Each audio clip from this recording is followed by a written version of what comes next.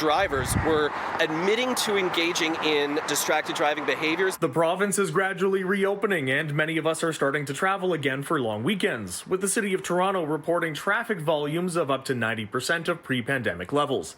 But it appears we're still doing lots of distracted driving in some form, according to a new annual survey from rates.ca.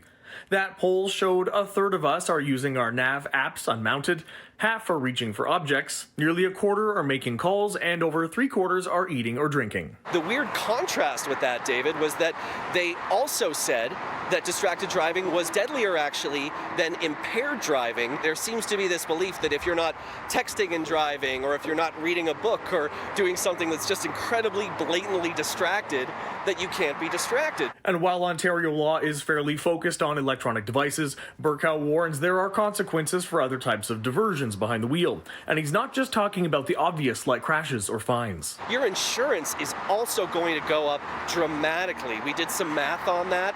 About 25% is the increase to your premium if you have a distracted driving charge. If that distracted driving charge involves a collision, doesn't have to be like an injury or anything. Let's say you rear end someone because you were distracted. 50%. And then there was this stat from that same survey. 3% of us admitted to watching video while driving. I mean, it sounds like a low number, right? But if you crunch the numbers on how many drivers in Canada does that actually equate to, we did the math on that, found it's over 600,000 drivers. And what better place to go to find a bunch of drivers all in one spot than Service Ontario? If it's a long long light, then I might look down quickly, but I try not to. Changing the radio.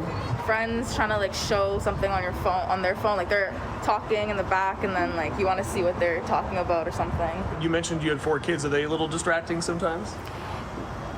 Good question. When they were very young, I think that was a biggest distraction. It falls into the same realm as a lot of other things. People do it themselves, but they get critical of someone else. Meanwhile, Bill Dixon with the OPP warns when it comes to those gray areas, we'll have to fall back on good old common sense. Don't take your eyes off the road. If you can drink your coffee while you're driving and not take your eyes off the road, then that's probably going to be okay.